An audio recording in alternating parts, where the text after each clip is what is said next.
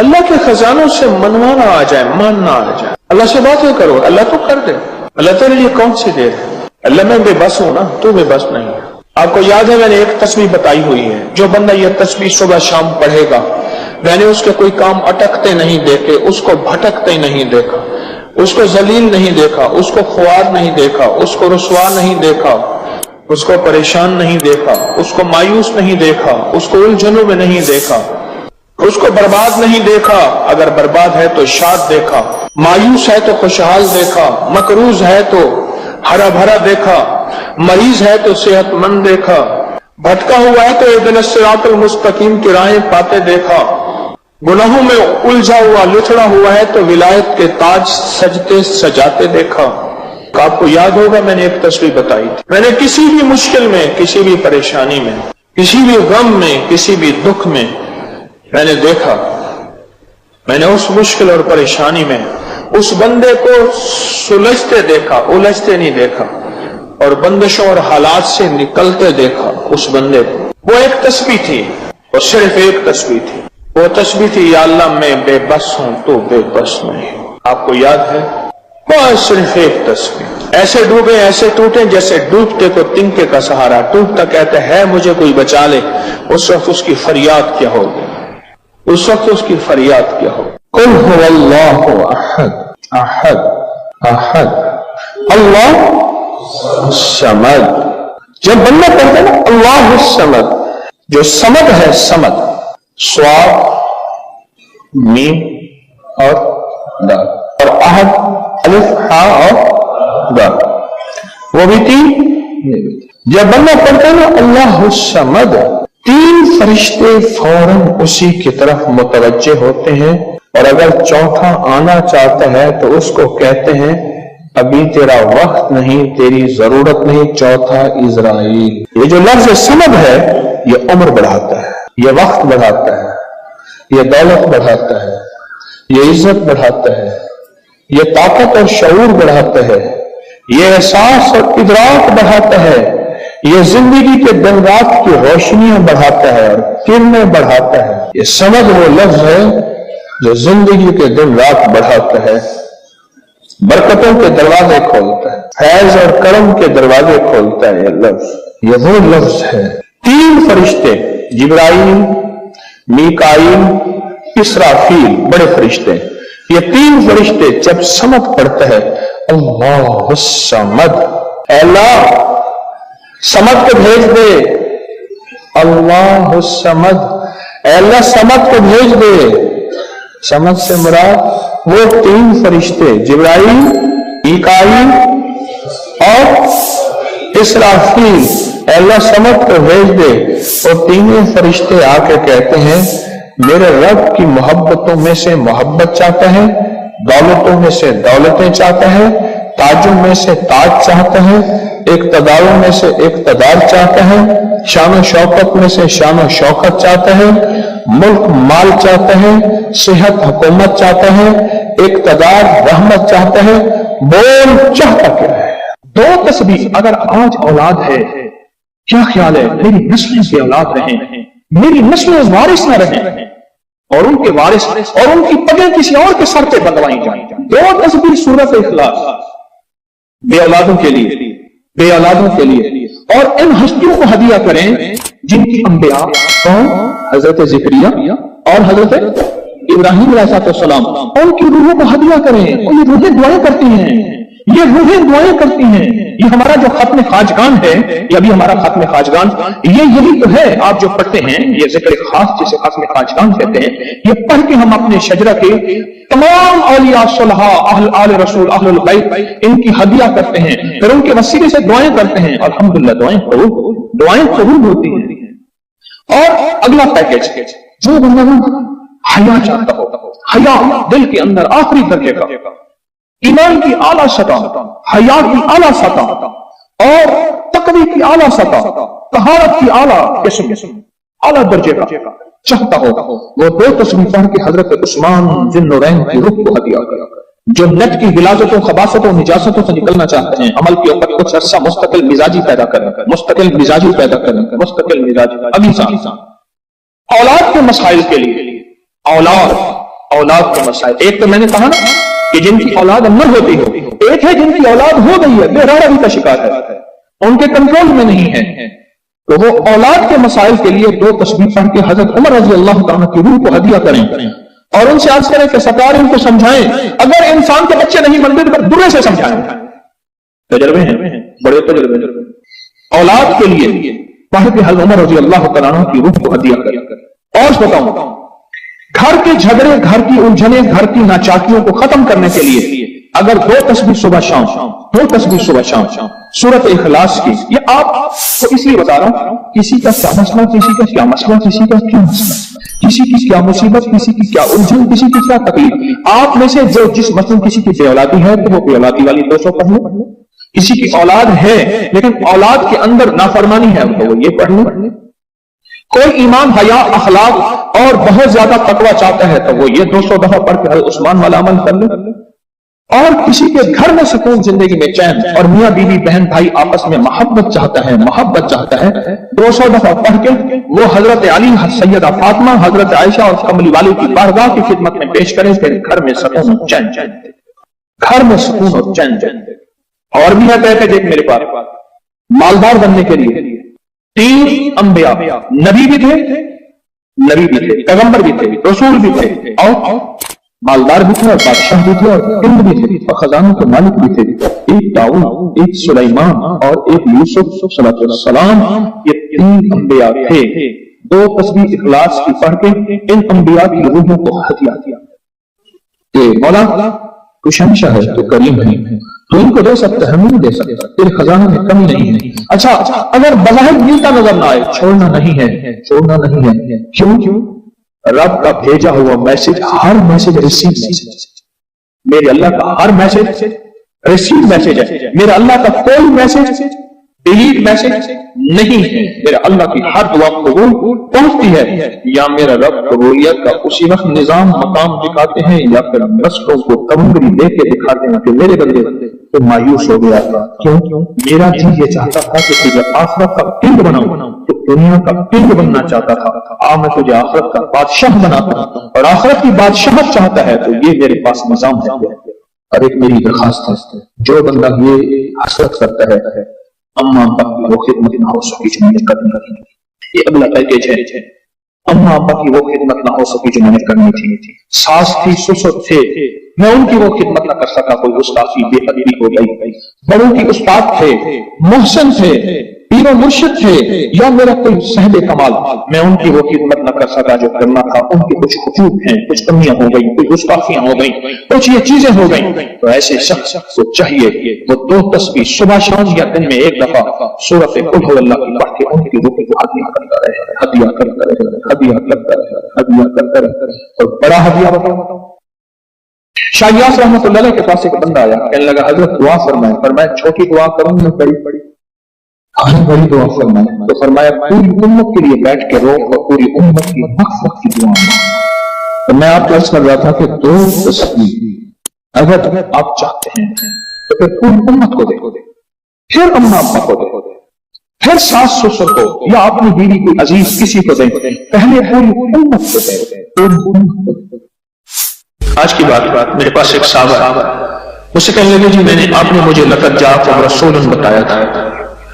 نہیں, بتایا نہیں تھا, میں نے آپ کا سنا تھا لقد جاءکم رسول, اور میں نے بہت پڑھا. میں نے کہا ابھی تک دولت مند نہیں ہوئے. ساتھ بیٹھے ہوئے تھے ایک صاحب, کہنے لگے ہو گیا دولت مند. میرے مدینے والے کی یہ نعت ہے, سورۃ توبہ کی آخری 2 آیات, لقد جاءکم رسول من انفسکم سے آخر تک, یہ سورۃ توبہ کی 2 آیات, یہ میرے مدینے والے کی شان ہے, شان ہے. کہنے میں دولت مند ہو گیا. کیا پایا اس آیت سے؟ رزق پایا. کیا پایا؟ کہتے الحمدللہ وسیع کاروبار ہے. ان کے ساتھ ایک بیٹھے ہوئے تھے سابق وفاقی وزیر, وہ میں نے بات کی نا تو وہ کہنے لگے کہ بہت ہیں ان کے پاس, اور اس کی دنیا کیا میرے مدینے والے کی شان ہے. سورۃ توبہ کی آخری 2 آیات, مجھے اجازت حق کہنے لگا آپ نے مجھے یہ آیت بتائی تھی، میں گاڑی میں جا رہا تھا، آگے آئی ٹینکر پھٹا پھٹا پھٹا پھٹا اور میری گاڑی موم ہو گئی، کوئی طاقت تھی، میں باہر کھڑا ہوا تھا، پتہ نہیں کیسے کھڑا ہوا تھا۔ الیکشن کے دوران میری کارنر میٹنگ کی، جلسے ہوتے ہیں، میں یہ آیت پڑھ رہا تھا، دل میں آیا بس میں چلا جاؤں، یوں میں گیا اور ٹرانسفارمر میں بم تھا اور وہ پھٹ گیا۔ سورۃ توبہ کی آخری تو آیات، یہ میرے مدینے والے کی نعت ہے، یہ میرے مدینے والے کی شان ہے، اس میں حفاظت ہے، اس میں کفایت ہے، اس میں کفالت ہے، اس میں روحانیت ہے، اس میں نورانیت ہے اور اس میں مدد ہے۔ کیا بتاؤں، ہارون رشید کی ایک باندی تھی، بہت اس سے محبت تھی، دل تھا، الفت تھی، شکل و صورت کی بیچاری بالکل مختصر تھی۔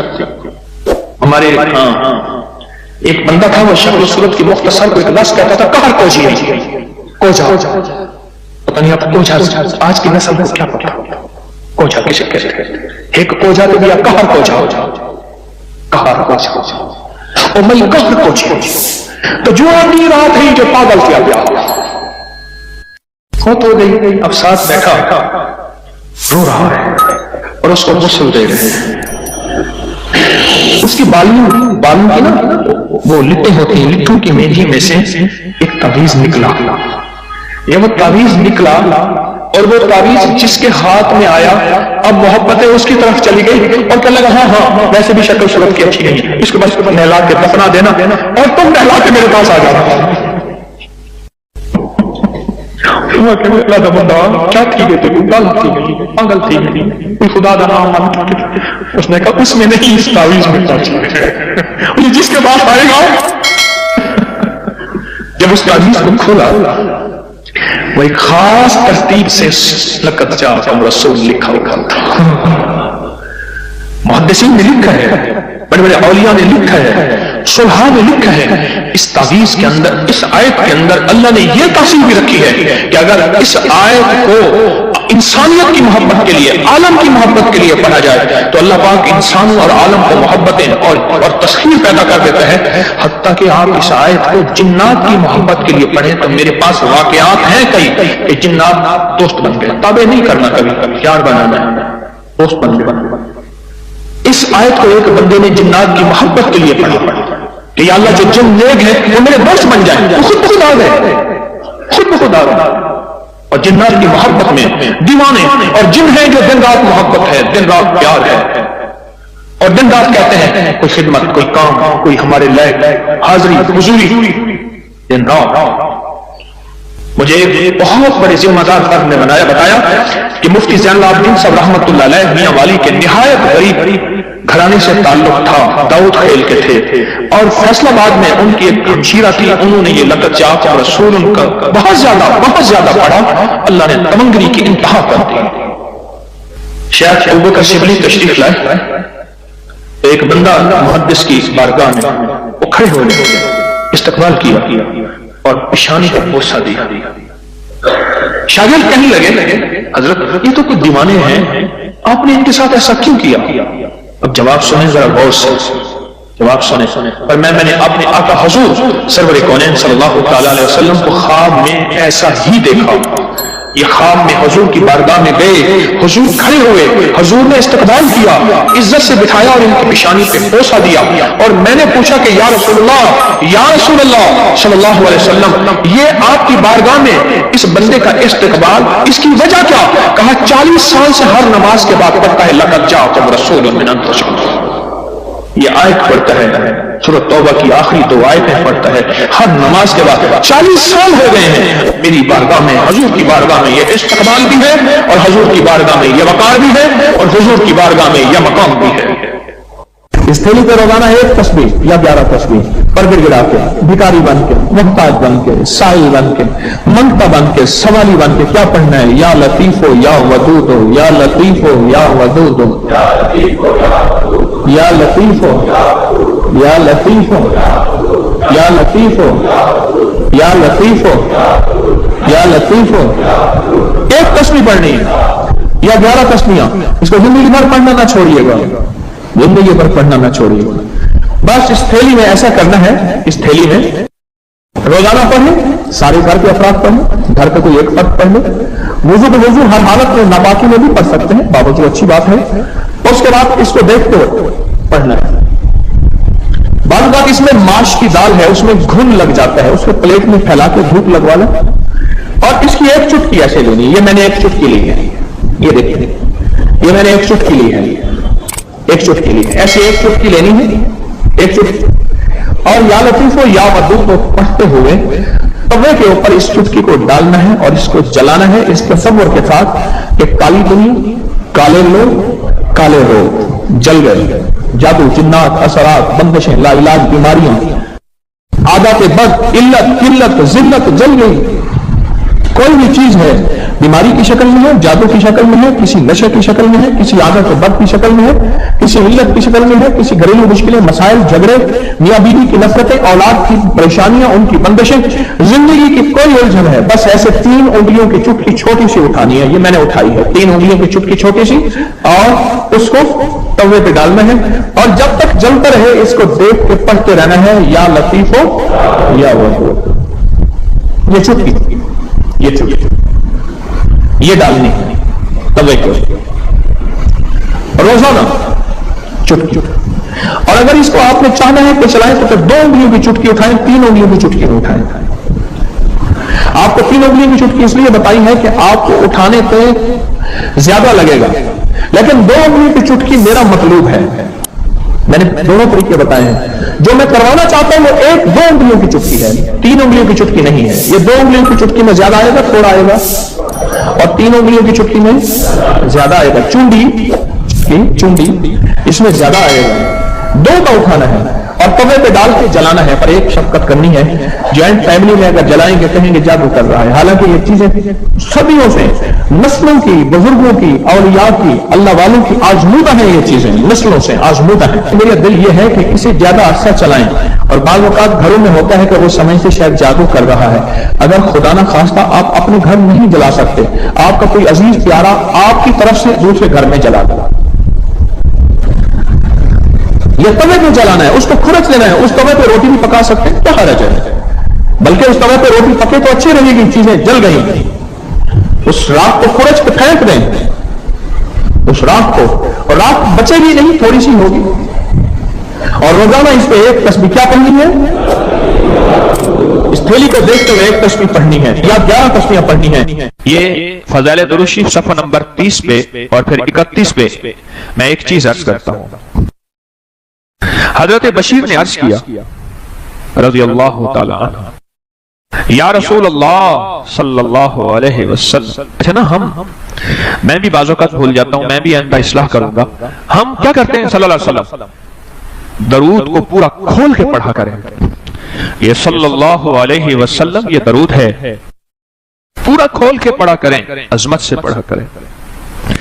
تو فضائل درود شریف کے صفحہ نمبر 31 میں پڑھ رہا ہوں، حضرت بشیر نے عرض کیا یا رسول اللہ صلی اللہ علیہ وسلم، اللہ جل شانہ نے ہمیں درود پڑھنے کا حکم دیا ہے، بس ارشاد فرمائیے کہ کس طرح آپ پر درود پڑھا کریں۔ خود اللہ کے حبیب سے پوچھ رہے، کون؟ غلامان مصطفیٰ، صحابہ رسول، کہ آقا ہم پھر آپ پہ درود کس طرح پڑھا کریں؟ کہ اللہ نے بھی حکم فرمایا ہے کہ یا ایھا الذین آمنوا صلو علیہ وسلموا تسلیما۔ اب سنیے ذرا غور سے، سنیے ذرا غور سے، حضور نے سکوت فرمایا، آپ نے خاموشی فرمایا، یہاں تک کہ ہم تمنا کرنے لگے کہ وہ شخص سوال ہی نہ کرتا۔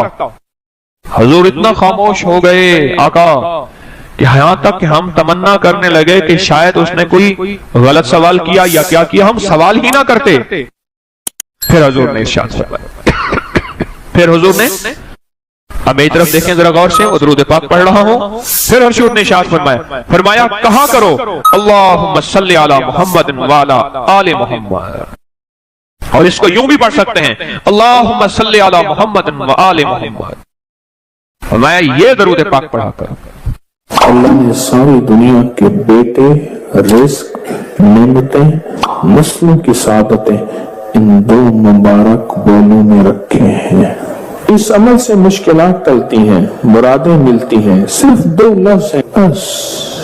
اللہ نے انجیر کی قسم اٹھائی ہے، والتین، قسم ہے مجھے انجیر کی۔ انسان نہ اپنی زندگی کی ابتدا میں انتہا ہو جائے تو شاید پھر قسم اٹھائے۔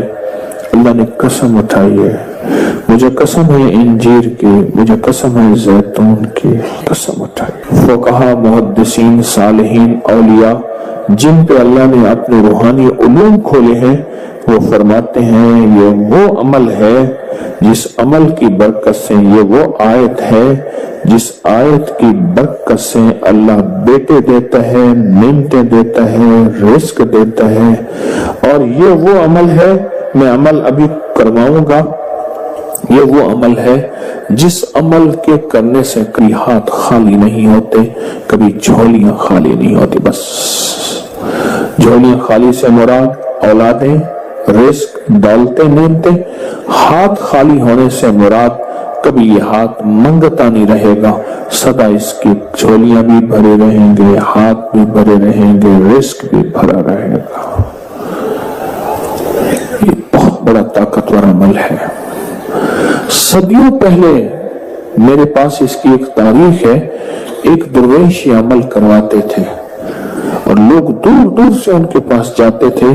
فلاں چاند کی تاریخ میں ایک درویش نے والتین والزیتون کا عمل کروانا ہے، دنیا دور دور سے جاتی تھی اور اس عمل میں شامل ہوتی تھی، اور جو عمل میں شامل ہوتا تھا وہ اپنی وصیتوں میں لکھتا تھا یا وصیتیں کرتا تھا یا جاتے ہوئے کہتا تھا بیٹا کبھی پریشان نہ ہونا، میں فلاں درویش کے ہاں والتین والزیتون کا عمل کر کے آیا ہوں، اللہ تمہیں پالتا بھی رہے گا، دیتا بھی رہے گا، رزق بھی، نعمتیں بھی، بیٹے بھی، انشاءاللہ۔ وہ وصیتیں کرتا تھا باقاعدہ۔ اتنا طاقتور یہ عمل ہے، اور یہ 2 خزانے ہیں، اس کی مٹھیاں کبھی خالی نہیں رہتی، اس کے ہاتھ کبھی خالی نہیں رہتے۔ پر سکون ہو کر اپنی دونوں ہاتھوں کی مٹھیاں بند کر کے گود میں سامنے رکھیں گے، مٹھیوں کا رخ آسمان کی طرف ہوگا، آسمان کی طرف رکھیں گے، انگلیوں کا رخ، مٹھیاں بند ہوں گی اور آسمان کی طرف ہوگا۔ جیسے دعا کے دونوں ہاتھ آسمان کی طرف ہوتے ہیں کھلے، اس طرح دعا کے یہ بند ہاتھ آسمان کی طرف ہوگا۔ میں نے آپ کے ساتھ پڑھنا ہے، آپ نے میرے ساتھ پڑھنا ہے، والتین والزیتون، پھر انگوٹھا کھول دینا ہے، پھر پڑھنا ہے، پھر دوسری انگلی کھول دینی ہے، پھر پڑھنا ہے، پھر تیسری انگلی کھول دینی ہے، پھر پڑھنا ہے، پھر چوتھی انگلی کھول دینی ہے، پھر پڑھنا ہے، پھر 5ویں انگلی کھول دینی ہے، پھر پڑھنا ہے 6ٹھی انگلی، 7ویں، 8ویں، 9ویں اور 10ویں۔ ٹھیک ہے، یاد ہو گیا؟ اب مٹھیاں بند کریں اور یہ عمل ہر حالت میں کر سکتے ہیں۔